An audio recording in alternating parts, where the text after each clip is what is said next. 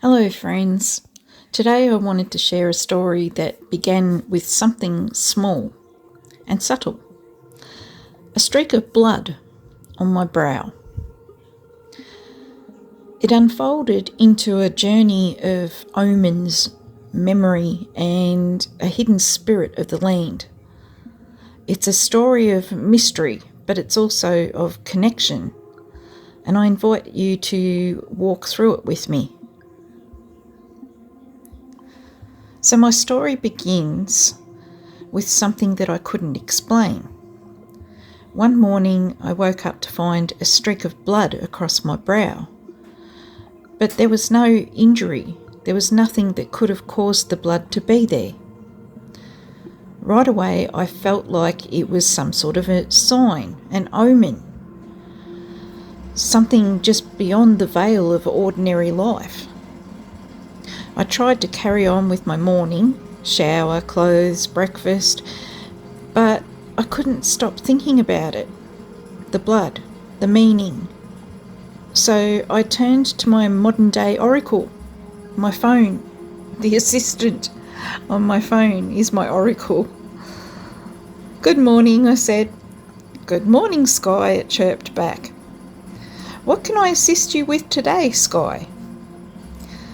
I asked what blood on the forehead might symbolise, and the oracle told me that it could mean a spiritual awakening, a stirring of the third eye, or maybe a blessing, a mark of protection, perhaps a nudge to pay more attention to my intuition, or even a sign of transformation, that change was already in motion. I listened carefully, but then things took a strange turn. Out of nowhere, the oracle mentioned the name Edith. I never said that name. It wasn't part of my question, so why Edith? And in that moment, an image appeared in my mind, a friend that I hadn't even thought about for more than 2 decades.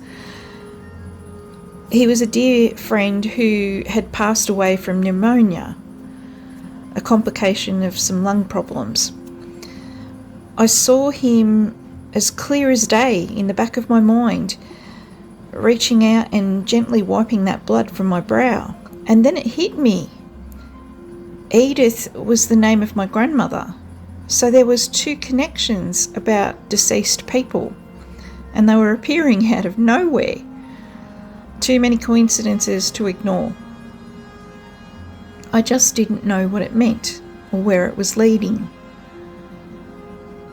This friend of mine was much older than me, and he was a mentor of sorts. He was a Freemason, a pagan practitioner, an artist, a man of knowledge with a home filled from floor to ceiling with books and artefacts.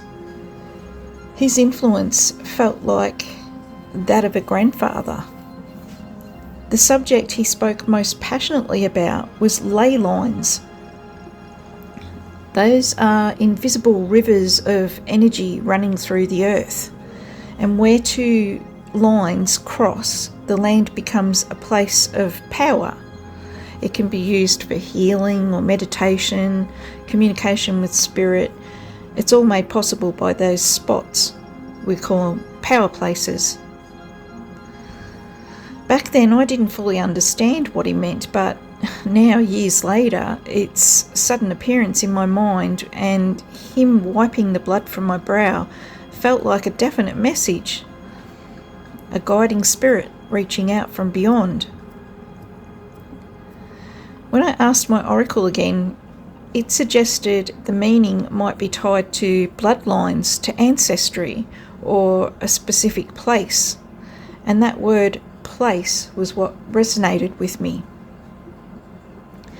Because my friend, who was interested in ley lines, had often spoken of one place, which was called Mushroom Rock. A week later, I found myself walking through the reserve with my camera in hand. It's a place that I've visited since childhood, and I wandered off track toward a spot that I remembered from long ago.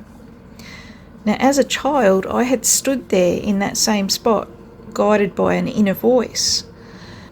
And I remembered sitting down on the bank, and then suddenly the sunlight across the way, the sunlight just burst through.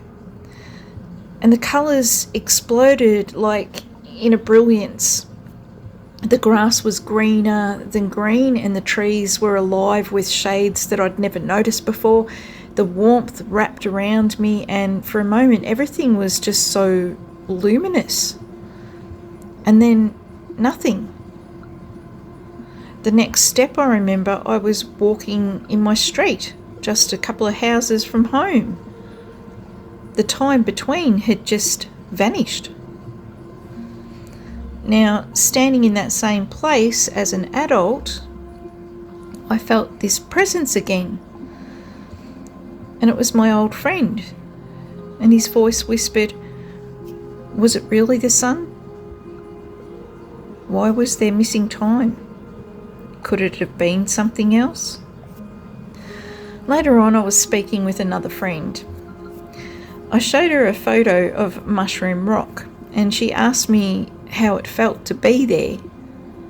And I realised that the feeling was the same when I was a child and I went to Hanging Rock with my grandfather. Back then, I gripped my pop's hand and whispered that I felt watched. Not by people, but by something ancient, something very protective. As though the land itself was alive and aware of our presence. It felt like we weren't meant to be there. That's the energy of Mushroom Rock. It's not a hostile energy, but it's sacred energy. A place buzzing with old power, reminding you to tread lightly. Mushroom Rock itself is a stunning place. It's a maze of granite boulders, and they've been shaped in time into giant mushroom-like forms. They're hidden deep in cool forest, and the stones are hundreds of millions of years old.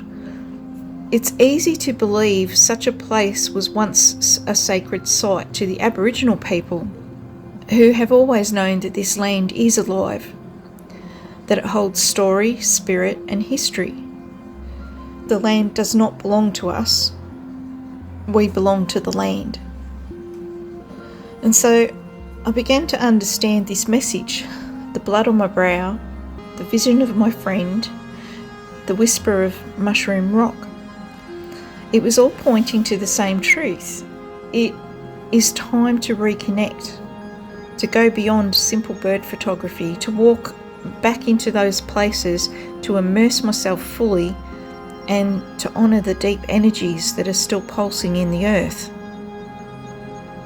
Because the land remembers, and sometimes if you're listening close enough, it speaks back. And so what began with a single sign became a reminder. The land is alive, it remembers, and it speaks to those who listen.